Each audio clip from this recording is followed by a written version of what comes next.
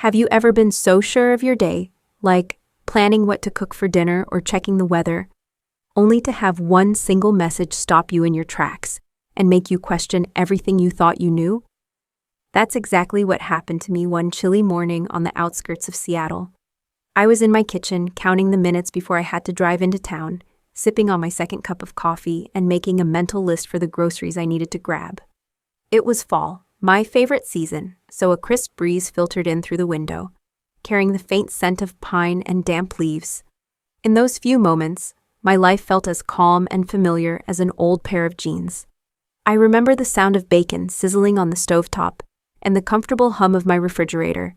It was just your average morning until my phone pinged. At first, I thought it was a reminder from my calendar or maybe a text from a friend. Little did I know it was the email that would unravel everything I believed about my marriage, my future, my entire sense of security. Before I knew it, I was thrown headfirst into a storm of betrayal and scheming, forced to uncover one shocking twist after another. Believe me, if you told me 5 minutes earlier that my world could flip upside down in the blink of an eye, I wouldn't have believed you. But it did, and I'm here to share every jaw-dropping moment and the unexpected lesson hidden within. I've been running my property management business for nearly a decade now, and I've always prided myself on doing things by the book. My name is Veronica, and I'm in my early 40s. A practical, no-nonsense sort of person, if I do say so myself. For as long as I can remember, I've believed in treating people fairly and going above and beyond to keep every deal honest. My clients seem to appreciate that sense of integrity, which is probably why they've stuck with me through thick and thin. Life in our cozy Washington suburb is usually pretty calm. Morning dog walkers waving hello, kids rushing to catch the school bus, and neighbors always up for a friendly weekend barbecue. I commute into downtown Seattle a few times a week to check on my properties and meet with prospective renters, but I manage a lot of my workload from home. It's a routine that's always given me a sense of comfort and stability. My husband, Harvey, is a mid-40s corporate exec who used to be my biggest cheerleader. When we first met, he was the one telling all his friends how she's got this unstoppable drive. She'll manage half the city one day. Those words made me beam with pride back then. But over the last year or so, things have been different. He comes home a bit later each night, always with the excuse of working on some big project or having to handle endless conference calls with clients across different time zones. Some nights he'll quietly slip into the bedroom well after midnight, muttering a quick apology before dozing off. I tried to chalk it up to job stress. After all, corporate life can be intense. But there were these little moments that gave me a pause. Like when I caught him with a hushed phone call at 10 p.m. in the garage, or when he seemed to close his laptop in a hurry every time I walked into the room. The real alarm bell started going off when my neighbor, Mrs. Hernandez, mentioned seeing Harvey out for lunch downtown with a woman she didn't recognize. Another neighbor teased that Harvey was quite the social butterfly when I wasn't around. Still, I shrugged it off, figuring he could be meeting colleagues or clients. Harvey used to tell me everything about his day, like how he'd manage office drama or land a big contract. Lately, however, he seemed distant, as though he's guarding some secret he's not ready to share. On top of that, I've been preparing to pass down a very special family heirloom, a ring my grandmother gave me shortly before she passed away. It's a gorgeous piece, all white gold and sapphires, each stone symbolizing love, loyalty, and unity. I'd originally intended to give it to my favorite niece when she graduated, or maybe to my own daughter if we ever decided to have children. For me, it represents more than just a pretty accessory. It's the living memory of the strong women in my family who believed in hard work and devotion above all else. For a while, I assumed the ring would be safe tucked away in my jewelry box, and that my marriage was just going through a rough patch. But looking back now, I can see the signs were already there, tension simmering beneath the surface. Quiet hints that everything wasn't quite as stable as I wanted to believe, and soon enough, those minor clues would hit me like a ton of bricks, pulling me straight into a storm of secrets and betrayals I never saw coming. The morning I discovered Harvey's betrayal started off so quietly, it felt almost ironic in hindsight. It was one of those breezy Thursdays when I had no major appointments, so I planned to catch up on emails and wrap up a few loose ends for the week. I just poured myself a cup of coffee and was scrolling through my inbox at the kitchen counter when a subject line practically screamed at me, "We're done." For a second, I froze, thinking it had to be some kind of spam. But it was from Harvey's personal email account, one I knew he reserved for close friends and family. My heart began pounding so loudly, I could barely hear myself think. I clicked on it. The body of the email was brutally short. "I've moved on with Jenna. The mountain retreat is in my name now. Expect divorce papers next week. Don't fight it. You won't win." I was so stunned. I dropped my coffee mug, sending a wave of steaming liquid cascading across the countertop and onto the floor. The cup itself clattered and rolled to a stop by our kitchen island. Outside, our golden retriever, Rocky, started barking non-stop, as if he sensed a seismic shift in the air. Across the street, Mr. Phillips kept mowing his lawn like nothing unusual was happening, completely unaware my entire life had just been upended by a single, heartless email. Yet after that initial shock wore off, a strange calm settled over me. Sure, I felt the sting of betrayal burning behind my eyes, but I wasn't about to roll over and let Harvey get the last word. Instead, I mopped up my spilled coffee, took a measured breath, and gave a little snort of disbelief. "He must think I was born yesterday," I muttered, shaking my head. "He's got another thing coming." I forced myself to read the email again. Attached was a photo, Harvey smiling ear to ear with his arm around a younger woman who looked barely old enough to rent a car, let alone be planning a future with my husband. They stood in front of what appeared to be a newly built mountain cabin, one I never even knew existed until that moment. Harvey's smug expression told me everything I needed to know. He expected me to be blindsided, helpless, and easy to bulldoze. What he'd conveniently forgotten was that I'd spent years building up my property management business, making more than enough to invest in real estate on my own. In fact, if Harvey bothered to read the fine print on any of our documents, he'd know I was the one who had financed our so-called second home, purely with profits from my company. He might have been the one on the deed, but I'd covered the down payment, and I had every receipt to prove it. Divorce papers or not, I wasn't about to let him walk away with something I'd busted my tail to build. As I stared at that email for the 10th time, my shock hardened into determination. Harvey had no idea who he was messing with, and the thought of showing him exactly that felt oddly satisfying. Once I'd gathered my composure, I headed straight for my home office, a small but comfortable space tucked in the corner of our house. I could practically hear my heartbeat echoing off the walls as I sat down at my desk and fired up my MacBook. Despite the shock still buzzing through my veins, I poured myself a tall glass of sweet iced tea, my go-to comfort drink, and forced myself to take slow, steady sips. I had to keep my head clear for whatever I was about to uncover. My first stop was the online banking portal. It felt like I was bracing for impact as I clicked through our joint accounts. Sure, Harvey was smug, but I never would have guessed just how far he'd gone. In a matter of minutes, I realized substantial chunks of money I'd painstakingly saved for my sister's birthday getaway and the remainder that was supposed to cover my nephew's future college costs, were simply gone. The numbers on the screen looked wrong, all zeros where there should have been 5-figure balances. My eyes flicked to the transaction history. More zeros, drained into an unfamiliar destination account. It got worse. After an excruciating phone call with the bank, where I had to confirm and reconfirm my identity just to glean basic information, I discovered Harvey had set up at least one offshore account. The rep on the phone couldn't give me the full details, citing privacy limitations, but my stomach sank as I realized my husband had turned into something akin to a corporate thief right under my nose.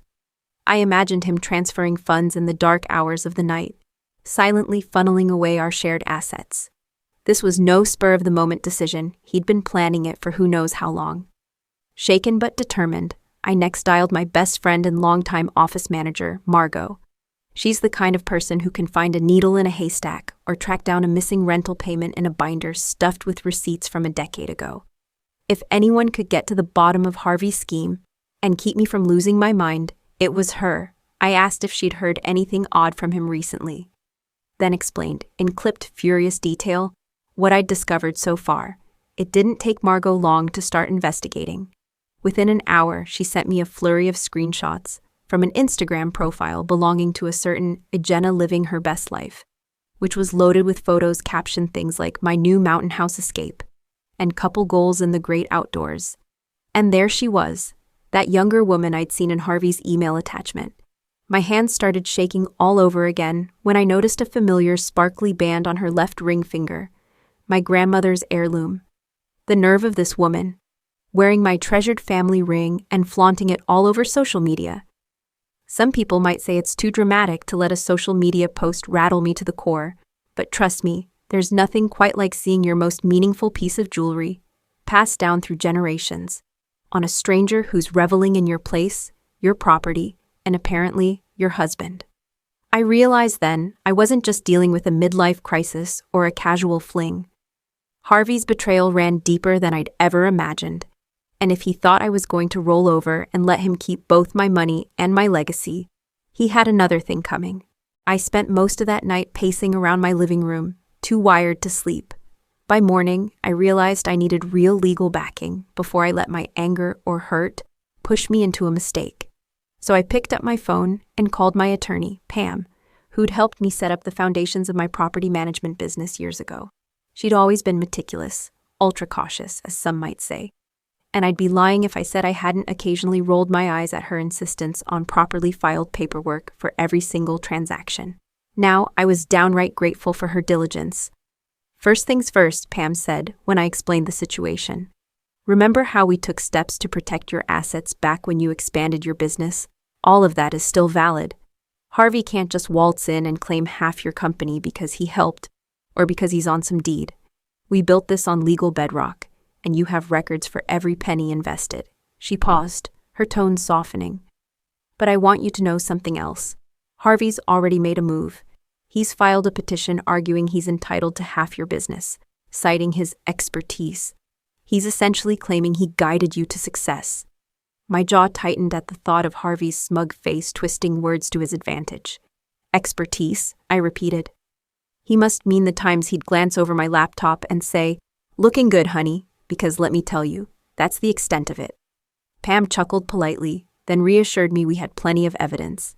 After all, I'd built this business from the ground up, busting my tail to network, secure investors, and learn the ins and outs of property law, all before I ever met Harvey. As we talked, I scrolled through the digital folders Pam had access to, stored securely in our shared cloud drive. Every contract, every notarized form, every single transaction was time-stamped and meticulously labeled. In a moment of comedic relief, I recalled my late father's favorite saying, "Paper trails are your best friends in a brawl." While I'd once teased him for sounding like an old cowboy suspicious of modern technology, I couldn't help but grin at how his words were now my lifeline. Right there on the server was the final proof that I'd used my own profits for the down payment on the mountain retreat, well before Harvey's name ever appeared on a deed. Still, once I ended the call, the emotional weight hit me like a tidal wave. Before I could stop myself, I found my old family photo album. Leafing through pictures, I saw birthdays, backyard barbecues, and holidays, where Harvey stood beaming beside me. His arm draped around my shoulders, our smiles hinting at a future I genuinely believed in. Was this all a lie from the start? Could I have spotted the red flags earlier if I'd been less trusting? I swallowed hard, my mind filled with regrets, but I also felt a simmering anger. This was no longer just about heartbreak. It was about protecting everything I'd worked for, everything that could have provided for my nephew's college or any other family members who might need help down the road.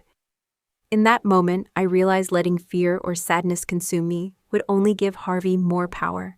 He was gambling with my future, possibly even with my family's future. And if there was one thing I refused to be, it was a victim. On the second morning after that disastrous email, my phone began vibrating just as I was finishing a conference call. I glanced at the caller ID, and unsurprisingly, it was Harvey. Part of me wanted to toss the phone out the window, but I reminded myself that evasion wouldn't solve anything, so I picked up, bracing for whatever speech he'd rehearsed. His voice was chilly, devoid of the warmth I once knew. "Veronica," he said, pausing for dramatic effect. "We need to talk. I'm prepared to bring everything into a lengthy legal battle if you don't cooperate. You think you're untouchable, but I have resources too. Just sign the papers and don't make this harder than it has to be." My heart hammered in my chest, but I kept my voice steady. "Harvey, you're not the only one with resources. Don't assume I haven't been documenting your every move. If you'd bothered to pay attention, you'd realize how careful I am with records." I paused to let that land. "So go ahead, drag me into court, but if you do, I'll bring more receipts than you can imagine." There was a beat of silence on his end before he responded with a snort. "I see, you're going to play tough. Well, we'll see if you're still so confident when my lawyers pull apart your finances." Then he hung up abruptly. I felt my jaw clench, but if anything, his bluster only fueled my resolve. Instead of dwelling on his threats, I dialed my cousin Tanya, who basically helped raise me after my mother passed when I was in high school. Tanya had always been the rock of our family, someone who, even with her own busy life, found time to dole out wisdom like a seasoned therapist.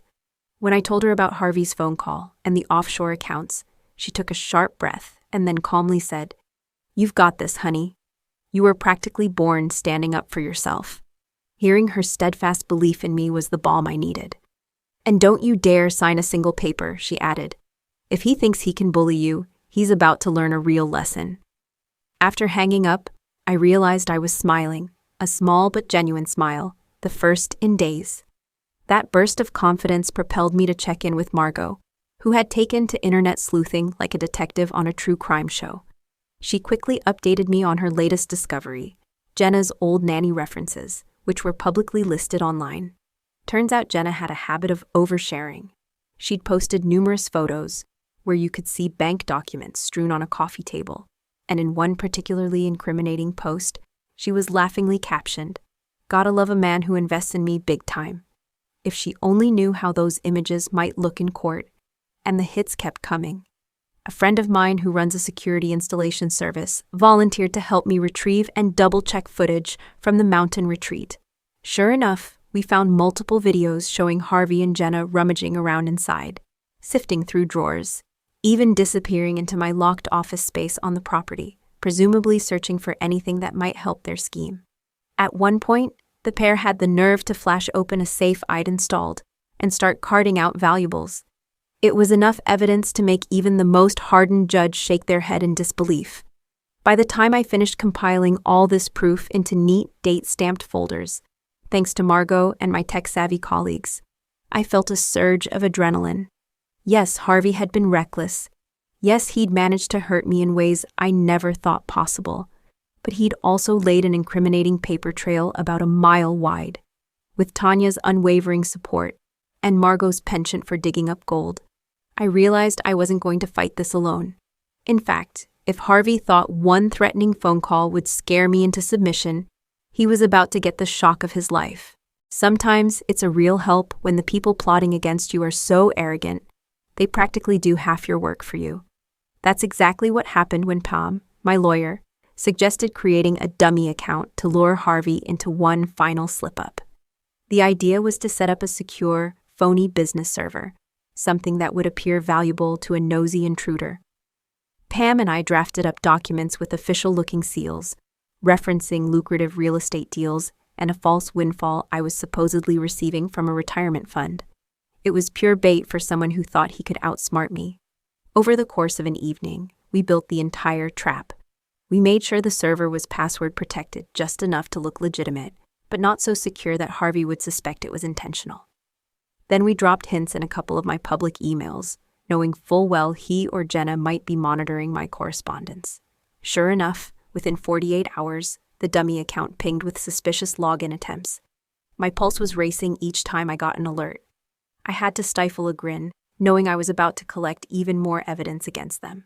The real kicker came a few days later when Jenna, apparently feeling on top of the world, posted an Instagram story celebrating our big day. He's about to get a major corporate promotion. The accompanying photo showed her holding a champagne flute, looking all too pleased with herself. But what really sent me over the edge was the caption. "New beginnings, new money. Cheers to the future." It was painfully obvious they'd been siphoning my assets to bankroll Harvey's rise in his corporate job, not to mention paying for their lavish escapades in the mountains. My eyes narrowed at the sight of that sparkling heirloom ring on her hand. The ring. My grandmother's ring. Right there in the video, a cheerful sign-off to a crime.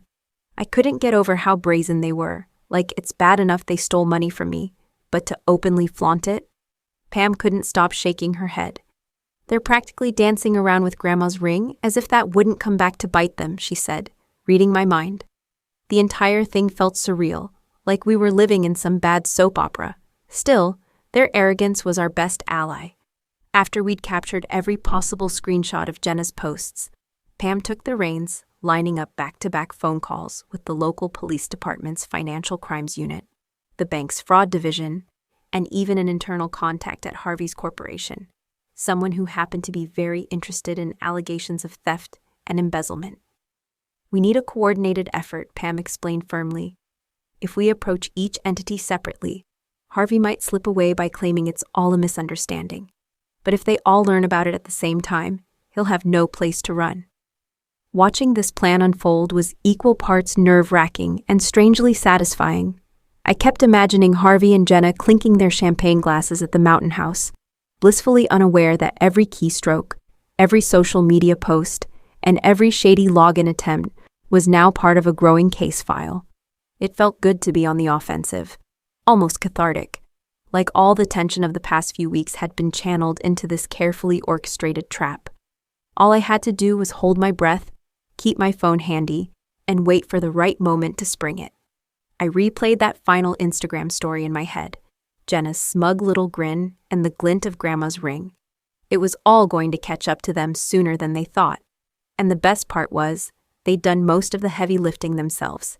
I drove up to the mountain retreat just after sunset, feeling my nerves and adrenaline spike with every turn of the winding road.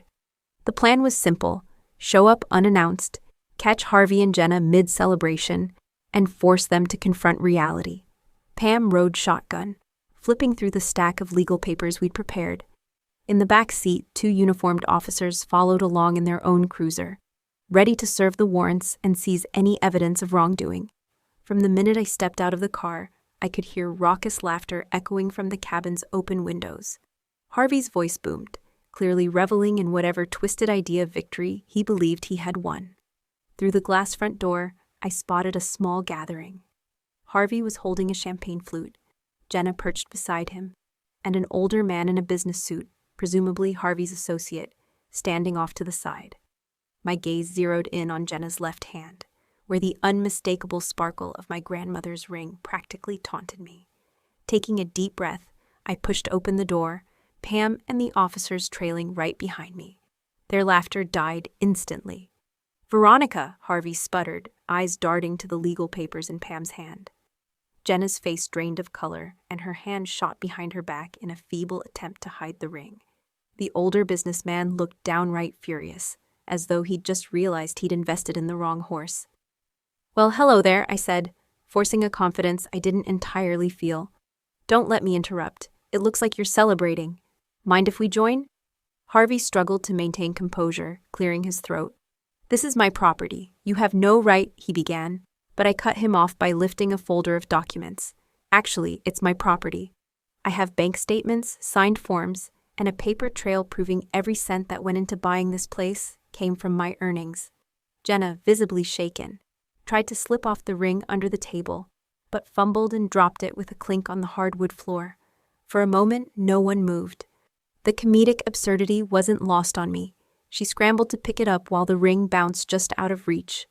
"Might want to be careful," I said coolly. "That's a piece of my family history you're tossing around." Pam then presented the hidden camera footage, screenshots of Jenna's Instagram boasting, and the bank transfers to offshore accounts. Harvey's bravado melted away in real time. He glanced at his business associate, who looked ready to explode. "You told me this was all above board," the associate hissed, realizing the scandal could cost him his own reputation. Right on cue, the officers stepped forward. One explained that the court had approved warrants to freeze Harvey's and Jenna's accounts and to secure any items they'd taken. All Harvey could do was sputter, his eyes darting between the incriminating evidence and his fuming associate. Jenna clenched her fists, too stunned to speak. Without fanfare, the officers collected their information and began documenting every piece of stolen property in sight. Harvey's so-called victory toast had just turned into the moment his entire scheme collapsed, and I made sure every single one of them felt the weight of what they'd done.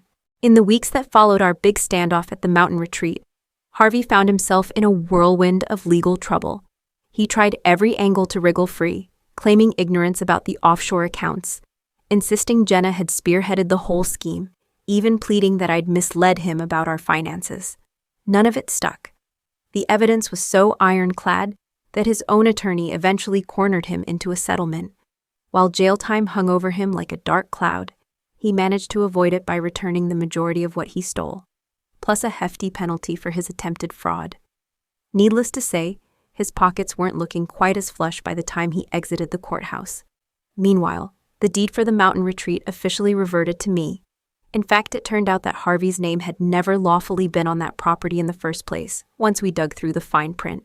The whole "it's mine now" boast he'd emailed me was as empty as his moral compass. Jenna tried to save face online, but her inflated influencer status took a nosedive the moment the story broke. Her followers scattered, leaving her with a flurry of negative comments about dishonesty and theft. She tried to relaunch under a different handle, but the scandal followed her like a bad smell. Nobody wanted to sponsor a spokesperson whose brand was basically built on stolen funds. For my part, I found an unexpected sense of peace as everything settled. Sure, I was angry and drained, but it was also a huge relief not to walk on eggshells or feel a knife twist in my gut every time my phone buzzed. I decided to treat myself to a short trip to Florida, renting a beachside condo where the ocean air and sunny skies helped clear my head. I'd always joked about wanting more alone time, but never in a million years did I picture it happening like this. Still, as I sipped iced tea on the balcony, I allowed myself a small smile. I always said I wanted more quiet time. Who knew it would come by kicking out a cheating spouse? Reflecting on the entire saga, I realized there were a few unshakable truths I'd gleaned from the wreckage. First, respect and honesty in a relationship far outweigh any fleeting sense of success. Without genuine trust, a partnership is just a hollow shell waiting to crumble. Second, never underestimate someone's preparedness, especially if they built something from the ground up. Harvey assumed I'd be too naive or too soft to stand my ground, but he clearly hadn't reckoned with the paper trail I'd kept, or the team of loyal experts ready to defend me. Finally, having supportive friends, family, and professionals is invaluable. Whether it was my cousin Tanya's pep talks, Margot's investigative prowess, or Pam's legal genius, I was constantly reminded that I didn't have to face this battle alone. In the end, I kept the house, reclaimed my grandmother's ring, good riddance to Jenna's sticky fingers, and saved my finances from going down the drain. Betrayal stings, but with the right people at your side and a healthy dose of self-respect, you can rise above just about anything. Sometimes life hands us a crisis so painful that it's hard to see a way through. But if my journey has taught me anything, it's that heartbreak can open doors we never even knew existed. I won't lie to you, the betrayal I experienced was excruciating. Yet in the process of standing up for myself, I discovered a sense of freedom and self-worth I might never have found otherwise. In the end, letting go of a toxic relationship was the best decision I could have made for my peace of mind and my future. If you've gone through something similar or know someone who has, please remember that you're not alone. Trust your instincts and gather the right support system around you. There's more strength in you than you realize, and sometimes the bravest thing you can do is demand the respect you deserve. So let me ask you, have you ever witnessed a betrayal in your community or within a friend's marriage? How would you respond if you found yourself in my shoes? I'd love to hear your thoughts, stories, or advice in the comments below. Your experiences might just help someone else going through a similar ordeal. Thank you so much for listening to my story and being part of this community. If you found value in what I shared, please give this video a like, drop a comment, and subscribe to our channel for more true-to-life tales of resilience and overcoming adversity. Your support helps us continue sharing uplifting and cautionary stories with everyone out there. Stay safe, and we'll see you in the next one. I walk through stormy nights, not knowing where to go. All the dreams we built had vanished in the undertow. But a gentle voice inside me whispered, "You're not alone." Sometimes losing someone can lead you back to home. There's a brand new sunrise rising in my heart, a healing light that glimmers, showing where to start. When the night falls heavy and shadows linger on, remember hope is steady and tomorrow brings the dawn.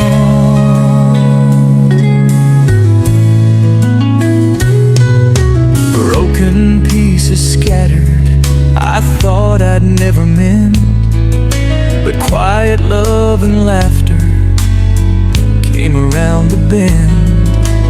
Family and good friends kept me standing strong. With open arms they proved that life keeps moving on.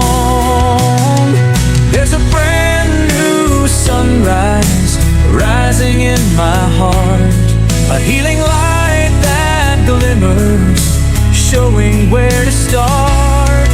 When the night falls heavy and shadows linger on, remember hope is steady and tomorrow brings the dawn.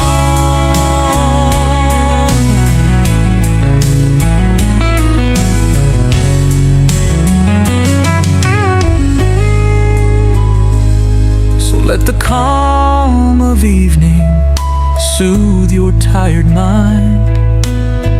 Take each step forward, leave the past behind.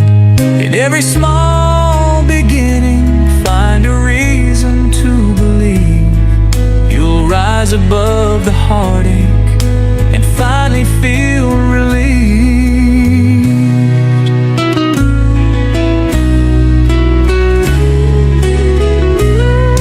There's a brand new sunrise rising in my heart, a healing light that glimmers, showing where to start. When the night falls heavy and shadows linger on, remember hope is steady and tomorrow brings the dawn.